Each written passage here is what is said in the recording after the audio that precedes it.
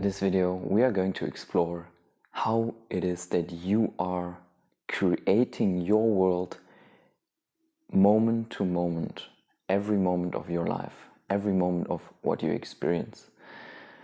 And this is a really juicy topic. I mean, if you contemplate it as deeply as I have, I can promise you, you will gain so much clarity and so profound insights will reveal themselves to you. So please take this seriously.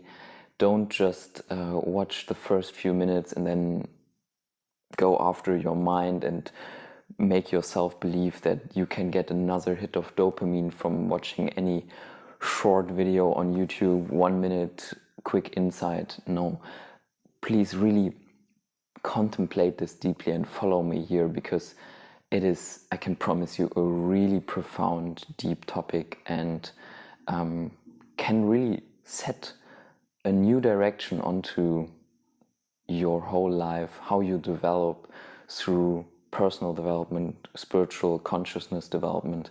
So this is something I want to make clear. It's really, really a fascinating topic.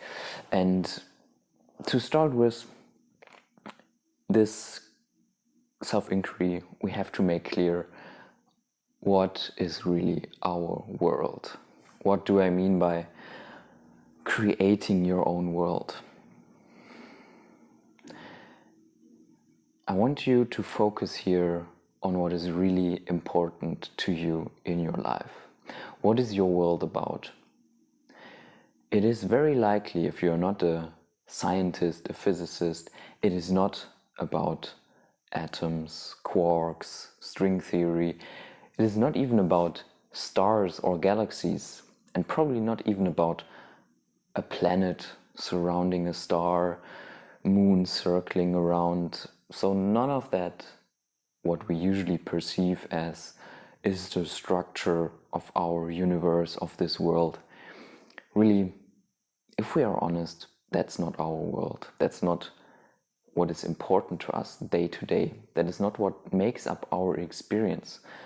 And so by your world, I give you an example of my own life. What is my world? I would say currently at this phase in my life, 80% of my world, or maybe a little bit less, or somewhere around there, is about consciousness, spirituality, philosophy, learning, experiencing, exploring my consciousness. That's what really, if I observe my experience day to day, that's what my thoughts revolve around. That's what they are concerned with. Meditation, self-inquiry, contemplation, all these practices, that's my world. Moment to moment, my experience revolves around this conceptual idea of exploring consciousness, knowledge of philosophies. And for you, it might be different. It might be many small things that are of significance to you. For me, it's also eating healthy, caring for my body, daily activity, sport, and then of course also socializing, exchanging these ideas with others. So your world is made up of all of these different momentary experiences. That's where your significance, that's where your juice of life really comes from. That's your world. It's not at all about atoms, quarks, physical stuff, matter even. Like none of that is really your world. And so how do you actually create what you perceive as your world? And that is such an interesting question.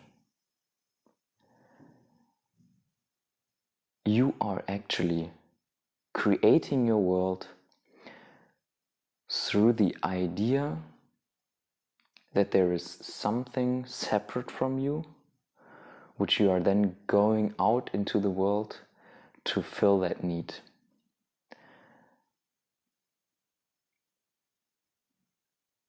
How does this apply to your experience, to your life, to whatever you are concerned with.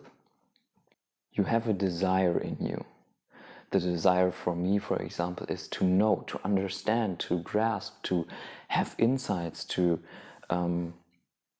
explore what is the possibility range of consciousness. And through that desire, I create that world for me. For other people, that doesn't even exist. Like, it really doesn't exist. I talk to people and 80% or 70 or 60, whatever number of you could say is my world, it doesn't exist for them.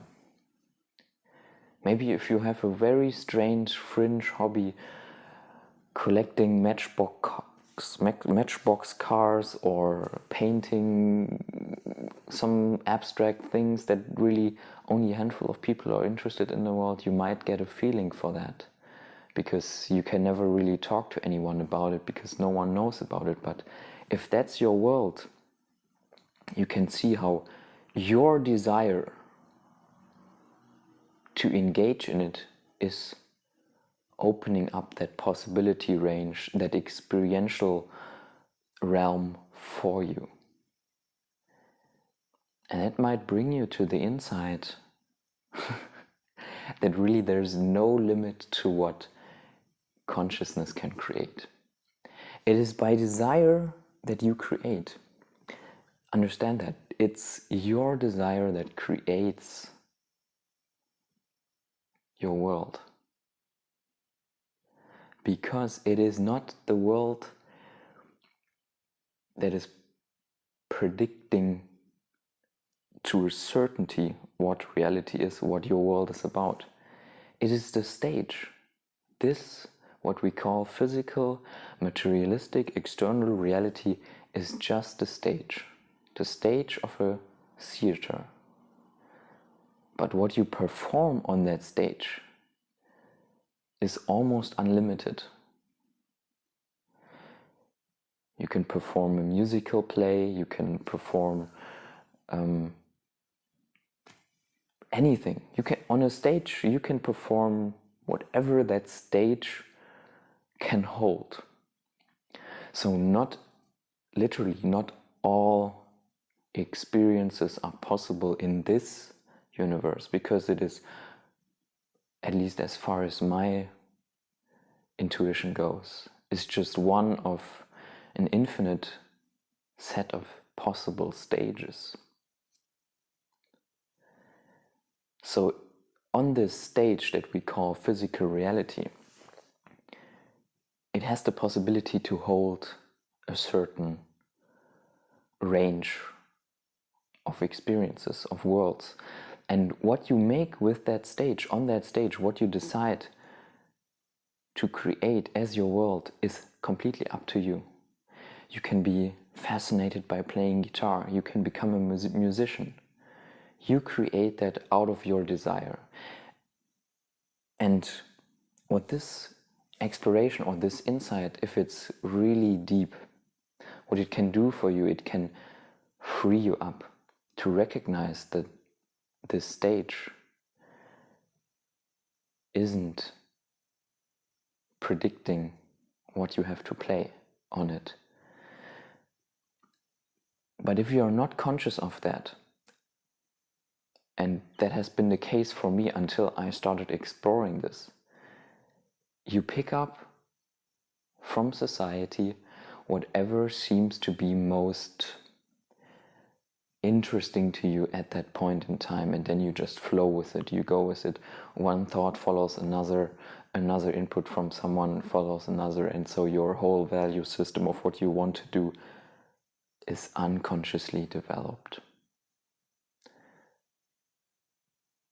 So whether you choose to become a very professional, very beautifully craftsman that has like some passion for whatever it is, like let's say playing guitar.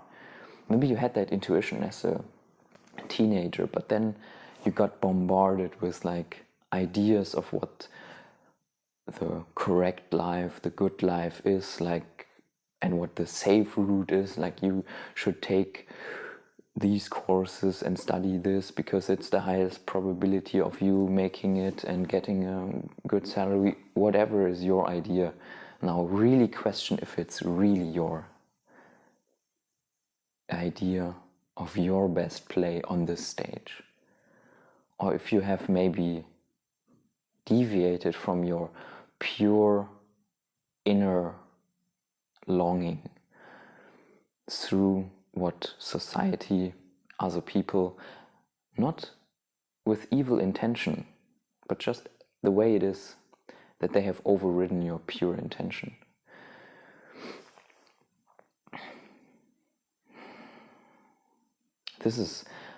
I find this insight, for me it has been life-changing, because before I perceived this whole world to be really solid.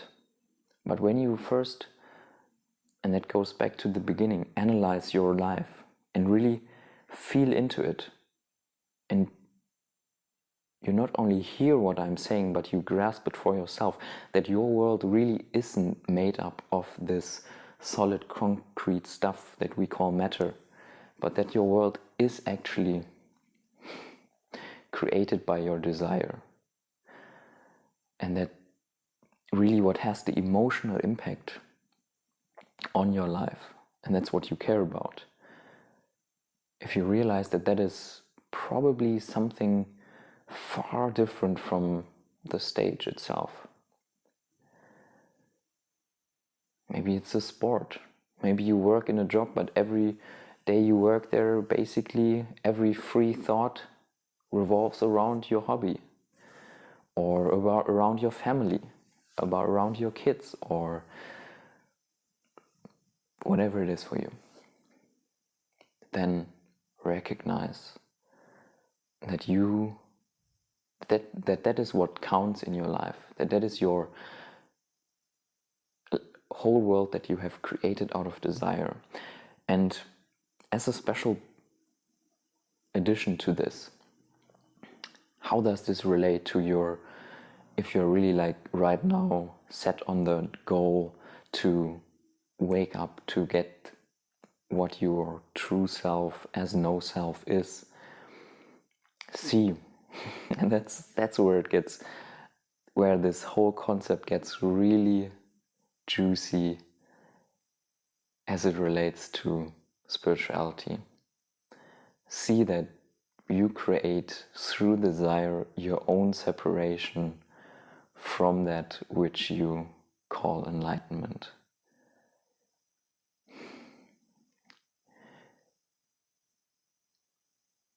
If you think back long enough to your youth, you will see that there wasn't even the idea of you not being enlightened.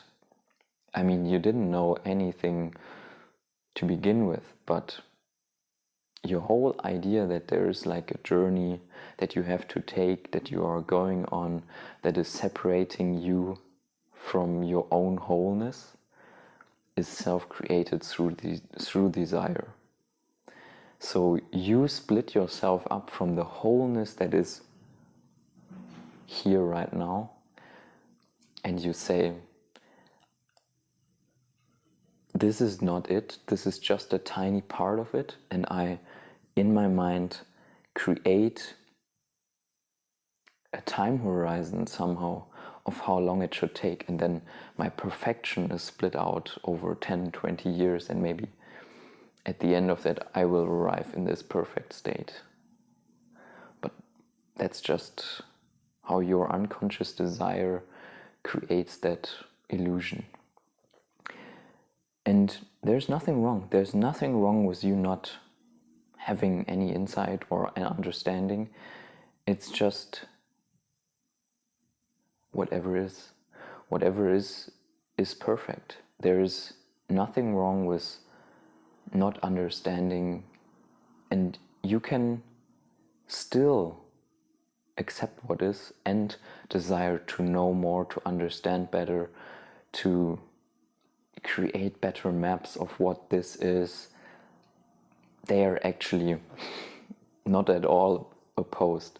And that is what I really deeply grasped in my last awakening.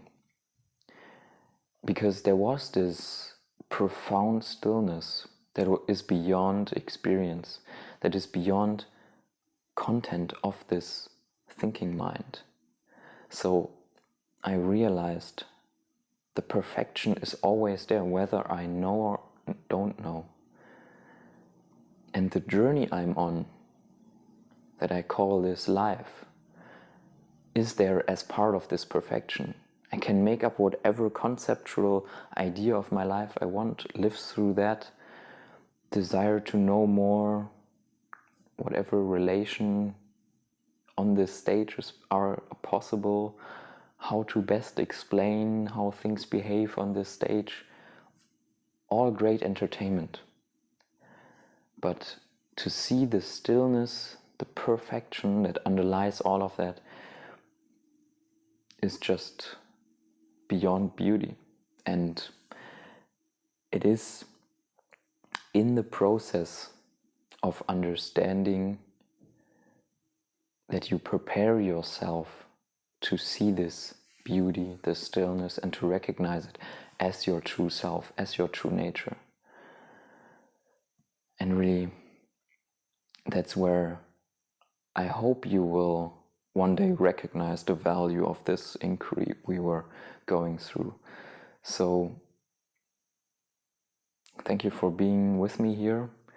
I want to mention that this weekend coming up, I have the online retreat on practices to realize no self, especially the one you could say, used so far the most, which is mindfulness practices in combination with meditation. And really, I have decided to make this retreat free to join now. So whatever you want to donate afterwards is up to how much value you perceive to have received. And the main reason for that is because I have realized my audience is spread out very across the whole world, basically.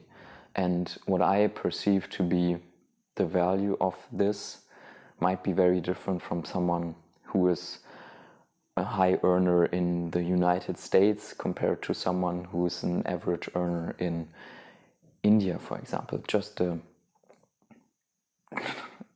immense difference in income is so huge that it doesn't reflect really what value you think you received, because it would be unproportional what someone has to give for that same value for me in monetary terms from India compared to someone from the United States.